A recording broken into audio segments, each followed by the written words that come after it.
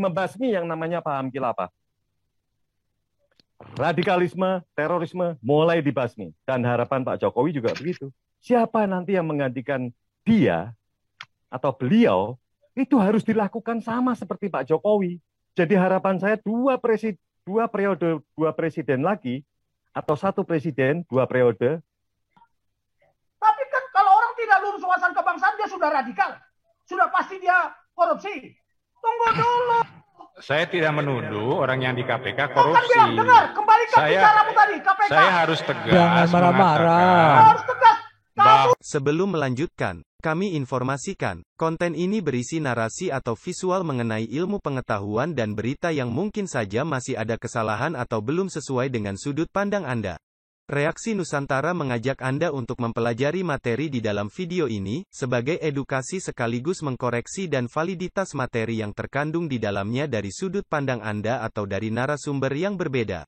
Simak materi video ini sampai selesai supaya benar-benar paham sebelum Anda berkomentar. Dan bagikan link video ini ke media sosial lainnya supaya mereka bisa memberi dan berbagi pengetahuan bersama kita. Terima kasih dan salam damai untuk Indonesia bersama Reaksi Nusantara. Jangan lupa like and subscribe. Ini giliran saya kan. Shalom Pak Paul. Terima kasih atas waktunya. Shalom Pak Tobing. Ya, Wellington Pak Tobing. Shalom teman-teman dengan Gajah Mada dan susu kuda. Nah, pas persis. Nggak apa-apa. Ini akhirnya ketemu aja. Tapi jangan terlalu dibantah ya, karena ini apa yang saya bicarakan ini pasti semua akan sadar.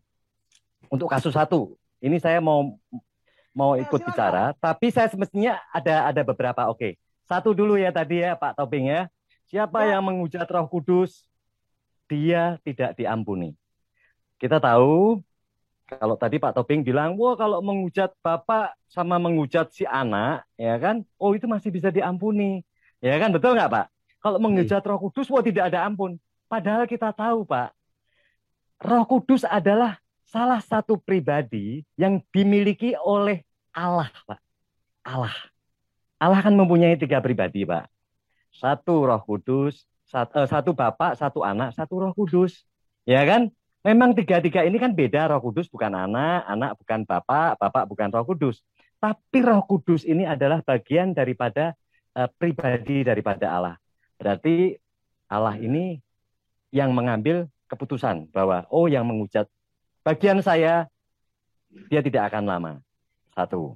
Ya saya jawab. Yang kedua ini, sebelum apa yang saya pikirkan, yang kedua tadi yang Pak Tobing adalah membuat suatu opini Jenderal Junius Tobing. Yang satu adalah harapan daripada Gajah Mada. Yang bertanya adalah susu kuda. Nah, ini saya jelaskan. Mengapa tidak dipecat sama ketua KPK? Pak Tobing sudah menjelaskan bahwa ini empower, kalau bisa diberdayakan, bahasa Indonesianya diberdayakan.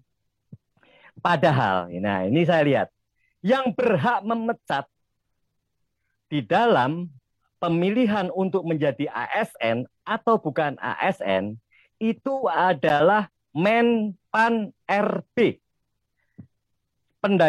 Menteri Pendayagunaan Aparatur Reformasi Birokrasi. Inilah yang namanya retorika, inilah yang namanya untuk mencari aman dari Ketua KPK, Bapak Bahuri. Ini ya, siapa namanya? Ya, Bahuri. Firly Bahuri. Firly Bahuri memang tidak berhak memecat. Tidak, karena semua karyawan yang berjumlah 1.371 kalau tidak salah, itu semua sudah diserahkan kepada Menpan RB. Jadi ini sudah dikembalikan semua, seperti akan dilakukan tes untuk masuk menjadi ASN. Dilakukanlah tes dengan wawasan kebangsaan. Setelah dites, 75 orang ini termasuk Novel tidak lulus. Kan selalu bilang, Firly ini selalu bilang, itu saya sebenarnya tidak akan bisa memberi ketegasan bahwa ini dipecat atau tidak. Nanti adalah keputusan yang membuat adalah Pan RB. Nah, ini nanti yang bagian divisinya Menpan RB ini yang memberikan suatu statement karena mereka sudah tidak berhak. Kita tunggu statement moga-moga sesuai dengan harapan Pak Gajah Mada dan apa yang dilakukan, opini dari Pak Tobing mungkin bisa meleset atau mungkin opini Pak Tobing bisa benar, Gajah Mada bisa meleset. Inilah kita tunggu karena nanti yang memberikan keputusan ini adalah di Kementerian Pendayagunaan Aparatur Negara dan Reformasi Birokrasi. Yang ketiga ini opini Firleso. Di opini Firleso ini saya bilang, Pak Jokowi memang betul-betul nasionalis. Dan sepertinya Pak Jokowi juga mungkin pernah ngintip-ngintip juga ini di tempat channelnya Pak Paul. Karena nasionalis itu jelas. Nasionalis Pak Jokowi ini kan satu, menginginkan keutuhan NKRI dengan berasaskan Pancasila dan mentaati atau berpegang teguh pada konstitusi dan UUD 45. Dan siapakah nasionalis ini? Nasionalis ini adalah wadah daripada mereka yang dibilang agamanya Kristen, agamanya Islam, agamanya Konghucu, Buddha, keyakinan, semua agama yang ada di Indonesia yang dia cinta dengan NKRI, mau utuh NKRI, Pancasila tetap dipegang teguh, ideologi Pancasila yang diterapkan di Indonesia, dan menjaga konstitusi supaya tegak dan UUD 45. Menegakkan konstitusi dan UUD 45. Pak Jokowi tahu ini, bahwa nasionalis ini ternyata mungkin dulu lupa. Nasionalis ini banyak diisi tidak hanya Islam saja. Orang Kristen, Konghucu, Buddha, ini kan makan babi. Apa salahnya kalau saya mempromosikan semua kuliner yang ada di Indonesia? Dan saya adalah bukan presiden orang Islam. Perlu dicamkan. Saya presiden seluruh rakyat Indonesia. Saya presiden nasionalis. Saya adalah presidennya yang memeluk agama selain Islam juga. Nah gitu Pak Presiden, dia bilang ada pipang, muncul semua yang berkoar-koar ini kelihatan kadrun semua yang mempermasalahkan ini. Mereka semua saya bilang bodoh. Saya tidak mau bilang goblok, ya goblok itu pakai U soalnya. Saya nggak mau bilang begitu. Semua yang mengomentari apa yang diutarakan oleh Pak Jokowi itu bodoh. Pak Jokowi berpidato tidak mungkin dia itu diseleksi berpuluh-puluh orang. Kita aja mau melonceng produk, itu banyak orang yang mesti dilibatkan. Apa yang dikeluarkan dari mulut Pak Jokowi semua sudah terfilter. Sudah terfilter. Inilah Pak Jokowi tetap berharap semua dengan yang nasionalis ini untuk membantu pemerintah melawan penganut faham khilafah. Inilah yang bisa melawan paham khilafah. Siapa lagi kalau bukan kita-kita? Pak Jokowi luar biasa. Luar biasa. Kalau mereka otaknya encer, apa yang dilakukan Pak Jokowi itu harus cepat menangkap. Itu namanya analyzer yang cepat. Bukan mereka yang terbawa atau orang yang mabuk. Orang mabuk nggak bisa berpikir. Orang mabuk apa aja nggak bisa berpikir. Apalagi mabuk agama. Kalau orang tidak mabuk, dia bisa berpikir jernih. Apa sih yang dilakukan Pak Jokowi? Luar biasa. Begitu Pak Jokowi bilang begitu, saya bilang inilah namanya presiden kita. Nasionalis sejati. Dia tidak takut. Dia sudah tahu bakal dihujat sana-sini. Bakal dihujat oleh kadrun-kadrun dan mereka penganut dari paham khilafah. Pasti menghujat. Pak Jokowi sudah tahu. Saya tinggal 3 tahun, saya tidak ada 3 tahun. Disinilah saya akan meninggalkan legacy yang bagus buat pengganti saya. Pak Tobing waktu itu pernah bilang kalau presiden terus ada kaitannya dengan yang berikutnya itu memudahkan karena dia meninggalkan legacy. Presiden Club. Moga-moga dengan adanya Pak Jokowi ini, presiden-presiden berikutnya itu juga seperti yang Pak Tobing bilang, Presiden Club jadi berkesinambungan. Bukannya mereka begitu jadi presiden langsung membuat suatu kebijakan yang berbeda lagi, membuat kebijakan berbeda. Tidak ada selesainya Indonesia ini. Sekarang sudah dimulai oleh Pak Jokowi. Pak Jokowi membasmi yang namanya paham khilafah. Radikalisme, terorisme mulai dibasmi. Dan harapan Pak Jokowi juga begitu. Siapa nanti yang menggantikan dia atau beliau, itu harus dilakukan sama seperti Pak Jokowi. Jadi harapan saya dua presiden lagi, atau satu presiden, 2 periode, itu bisa betul-betul bersisi tidak. Tapi mungkin ada 90% sudah cukup bagus. Karena mereka yang terpapar dengan radikalisme itu, kalau kita melihat daripada hasil daripada kemarin presiden, itu cukup banyak. Cukup banyak. Kalau 48%, kalau bedanya 46% deh. 48, 52 ya, waktu kemarin Pak Jokowi menang ya. Itu paham khilafah itu juga tidak hanya radikalis semua. Mungkin agama Kristen juga ikut-ikutan paham khilafah. Mungkin dari agama lain juga ikut paham khilafah. Jangan kita bilang paham khilafah itu mesti Islam radikal. Belum tentu. Siapa yang melawan Jokowi kemarin? Itulah mengikuti paham khilafah. Karena dia semestinya harus memilih nasionalis. Pak Jokowi nasionalis. Ini yang harus diterapkan. Saya bilang luar biasa. Jadi disinilah. Dengan pelajaran Pak Tobing itu begitu luar biasa. Membangkitkan jiwa kita, semua membangkitkan jiwa-jiwa supaya kita menjadi nasionalis. Isi nasionalis. Wadahnya nasionalis itu harus kita isi. Supaya negara kita itu utuh. Supaya ideologi Pancasila semakin menyebar ke seluruh rakyat Indonesia. Dan kita menuntut atau menyuarakan bahwa betul-betul konstitusi dan Undang-Undang 45 itu harus ditegakkan. Bukan hanya tebang pilih mereka-mereka yang banyak duit. Karena saya lihat ini sudah nggak karuan.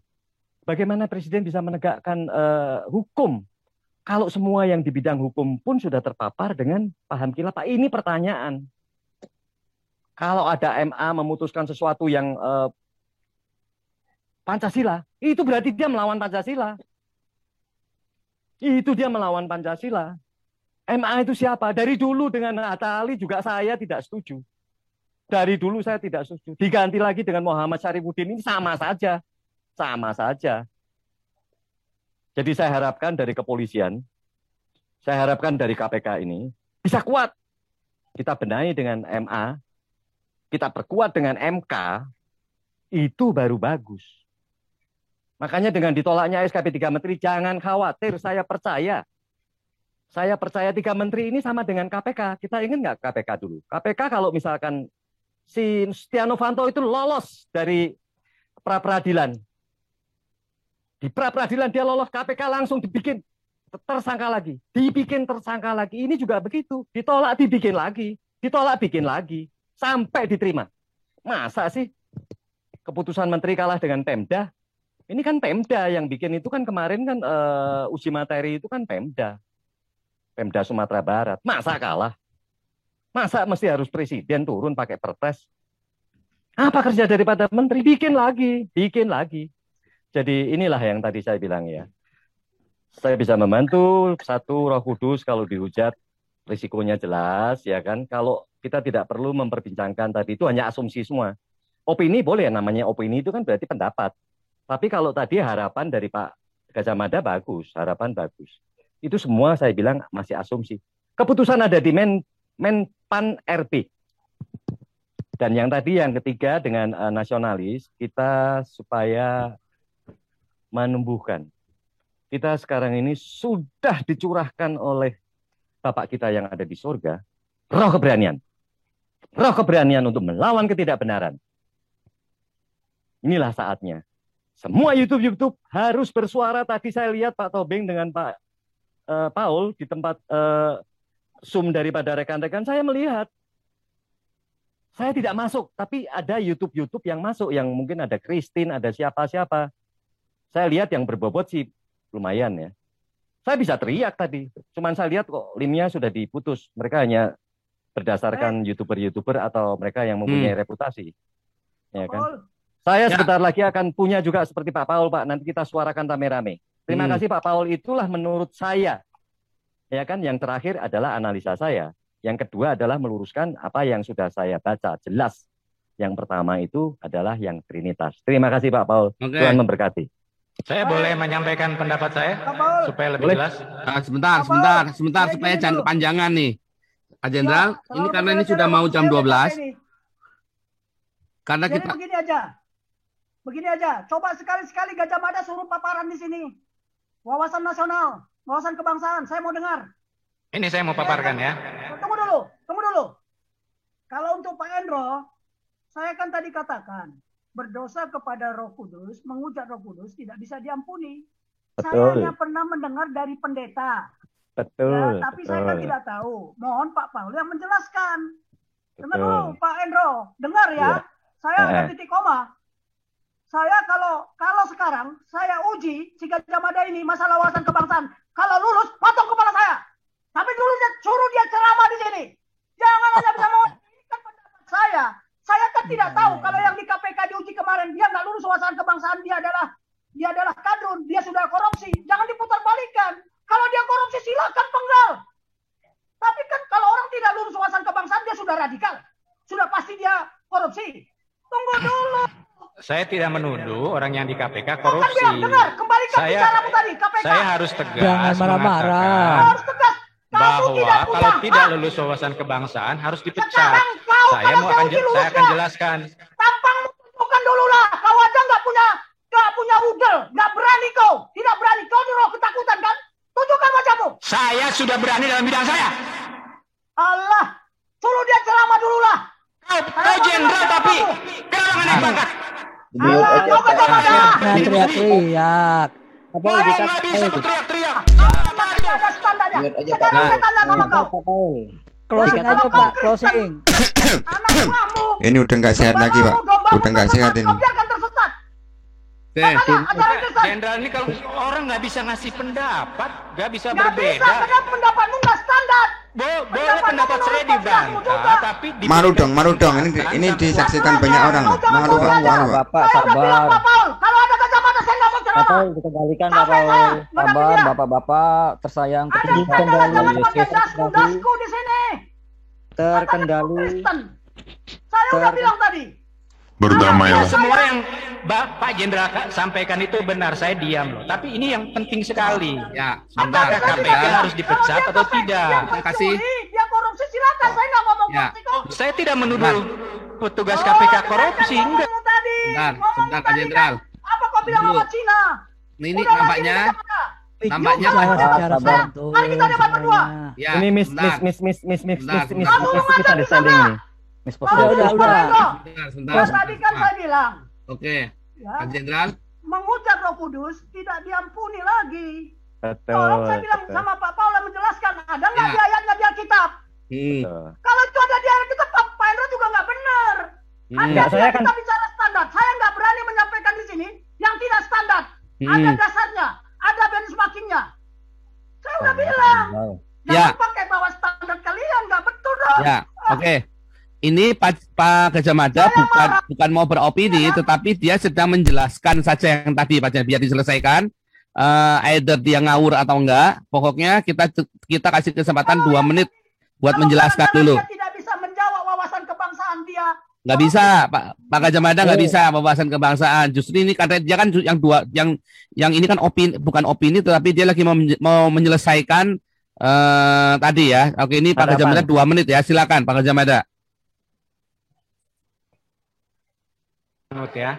Ya, 2 menit ya, supaya jangan bertele-tele ya. Ya, Oke, 2 yang lain menit. tolong jangan di-mute semua, tolong jangan ikut bicara. Oke, silakan. Bukan saya mendukung korupsi, ya. Tetapi setelah saya lihat indeks corruption index ya, banyak sekali negara yang korupsinya masih jelek seperti India. Kan saya taruh sampai urutannya sampai nomor 2 tuh dia. Mereka bisa negara-negara tersebut bisa maju karena masalah korupsi itu seperti saya katakan tadi bisa ada internal audit kalau di swasta, kalau di pemerintah ada inspektorat. Nah, sementara kalau namanya gagal dalam wawasan kebangsaan, ya, ini saya berasumsi visi presiden tepat ya. Selama visi presiden tepat, maka ya, korupsi tidak menghambat. Indonesia bisa maju walaupun korupsi masih ada. Karena contoh, ketika kadrun atau radikal tersebut disalahkan oleh channel ini, kan halal Pak Paul halal, darah Pak Paul halal. Begitu sulitnya merubah pikiran mereka. Mereka dibenarkan oleh kitab suci Al-Quran dan hadis. Sehingga saya lebih setuju supaya tegas. Kadrun itu atau yang tidak lulus wawasan kebangsaan, ya, sekalipun itu saya misalnya, ya jangan memimpin KPK. Jangan memimpin lembaga birokrasi sepenting KPK itu. Terima kasih Pak Paul. Iya. Pak Jenderal. Tadi kan Pak Jenderal sudah ngasih jawab bahwa harusnya dari awal dites dulu baru boleh masuk. Tetapi kan pada kenyataannya memang dari awal nggak dites Pak Jenderal. Nah sekarang ini kita punya kendala nih. Bahkan saya kira nggak cuma KPK, mau jadi DPR aja nggak dites wawasan kebangsaan tuh Pak Jenderal. Nah sedangkan kalau kita mau sepakat dengan Pancasila, harusnya mereka semua sekarang dites wawasan kebangsaan. Dan saya yakin yang di DPR itu 90% nggak lulus. Ya oke, saya sepakat. Lah sekarang kalau nggak lulus terus dipecatin. Ya. Nah itu makanya.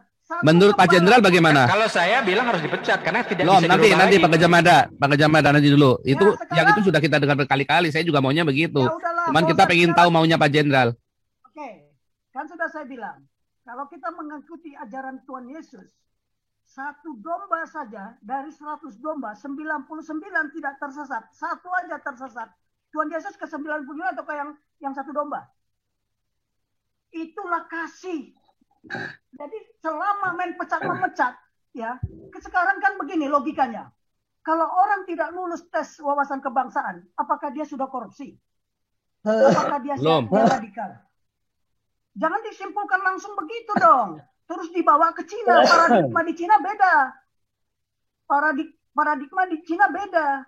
Nah kami kan sudah saya bilang, kepemimpinan yang di militer, anak buah yang tidak mampu harus dididik menjadi mampu. Saya dulu belajar peluru kendali di Inggris, satu kali kesalahan, 100 kali saya harus mengulangi.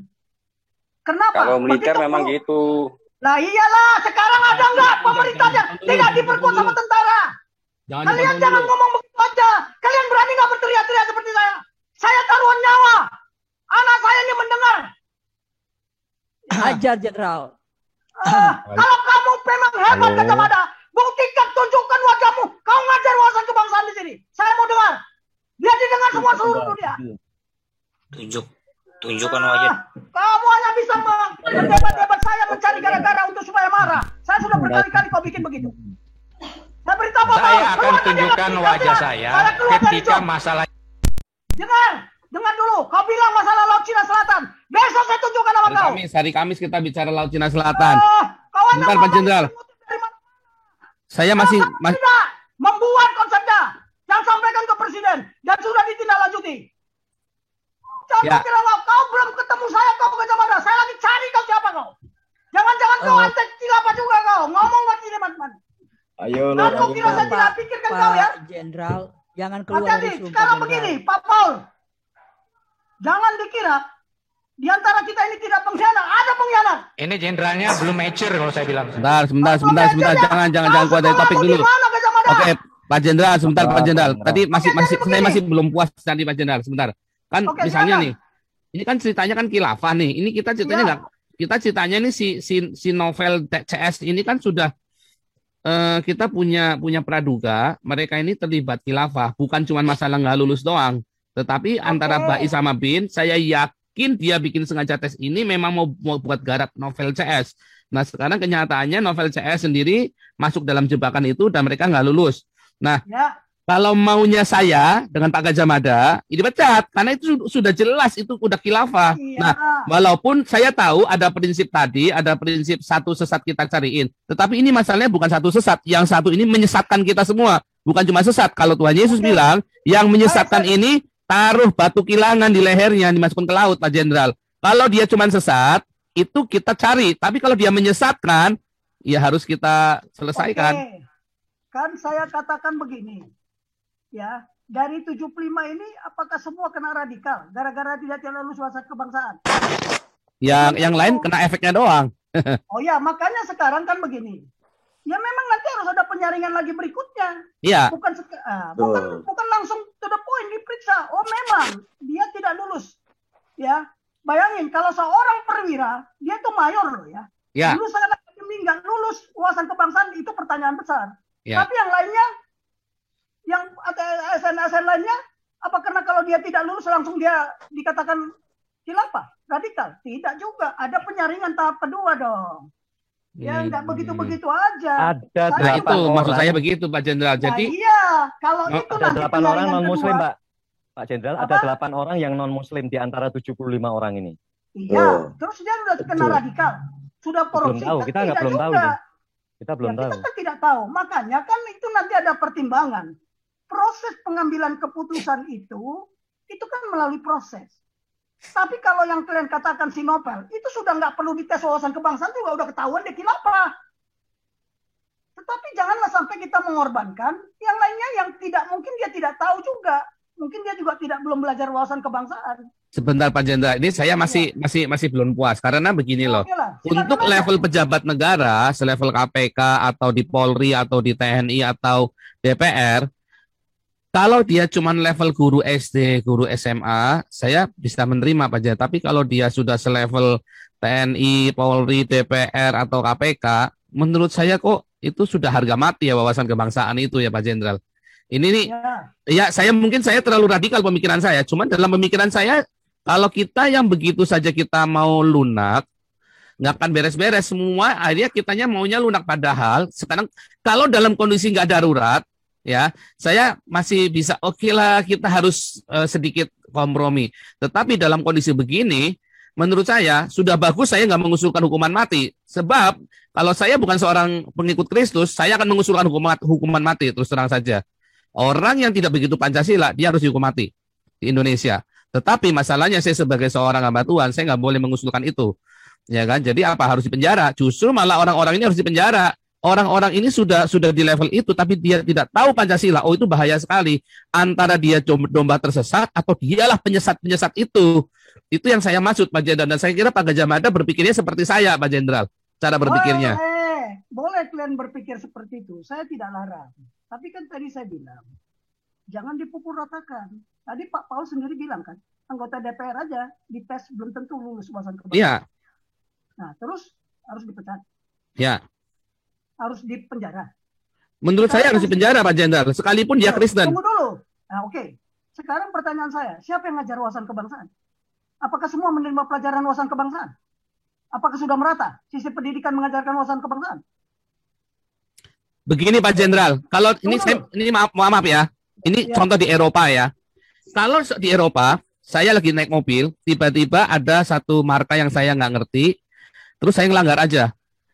Maka si polisi Jerman ini nggak akan nanyain saya, kamu sudah di Jerman berapa lama? Oke, saya maklum deh karena kamu belum, enggak. Kamu sudah mau masuk, sebelum kamu masuk Jerman, tahu tidak tahu, kamu harus tahu. Nah, saya kira masalah Pancasila, oh ini bukan masalah main-main. Dia tahu nggak tahu, begitu dia masuk TNI, Polri, masuk PNS, masuk KPK, masuk DPR, tahu nggak tahu, oh nggak urusan, kamu harus tahu. Karena kamu sudah mau jadi DPR, kalau kamu nggak tahu, gila kamu. Selesai, kamu selesai. Menurut saya begitu, Pak Jenderal. Oke, pertanyaannya ada nggak paradigma itu diatur? Harus kita ciptakan, justru harus kita hembuskan dari sekarang. Kalau kita nggak ada hembuskan, maka tidak akan pernah dibuat dan tidak ada yang mau menyentuh paradigma itu, Pak Jenderal. Pertanyaan saya, ya, karena paradigmanya nggak ada, kecuali paradigmanya ada. Kita buat, Pak Jenderal. Loh, sekarang begini aja, kita berpikir sementara pertama dulu ya, kita jangan berpikir negatif dulu. Kalau kita sudah berpikir negatif karena sudah benci kita kepada seseorang, selamanya pikiran kita akan terbawa kepada kebencian. Bagi saya bilang, semua orang itu bisa diberdayakan, itu prinsip. Persoalannya siapa yang memberdayakan dia? Kenapa ada orang yang bertobat, pelanggarannya sudah parah, lebih-lebih daripada ideologi malah. Tetapi masalahnya sekarang kan saya bilang, kalau memang dia sudah sengaja mau dijebak, supaya melalui ini. Nah sekarang kalau kemarin Nopel Baswedan itu lulus umpamanya. Terus apa yang mau kalian bilang? Apa yang mau kalian bilang kalau dia lulus? Nah kebetulan dia nggak lulus. Kalau dia lulus gimana? Waduh. Makanya kan saya bilang, ya saya bukan tidak sabar ya. Saya bukan tidak lembut. Tetapi ketika orang memaksakan paradigmanya yang tidak standar, di situ saya nggak suka. karena itu bukan kebenaran. Ya sekarang, kalau seandainya si Novel Baswedan kemarin lulus, terus apa jawaban kalian? Kebetulan dia nggak lulus. Nah, sekarang lulus. Apakah sudah dijamin kalau dia lulus dia berideologi Pancasila? Oh, belum tentu. Itu baru tulisan. Actionnya yang perlu, implementasinya yang perlu. Oh, banyak yang lulus wawasan kebangsaan. Nyontek pun bisa, plagiat juga bisa. Tetapi implementasinya bisa nggak? Nah, sekarang kan saya bilang, what was, what is going on, what next, dan what if. Kita harus berpikir ke sana dong. Itu berpikir strategi. Kalau kemarin Novel Baswedan lulus dengan yang lainnya lulus semua lah katakan. Terus kalian mau bilang apa? Dipecat. Terima kasih.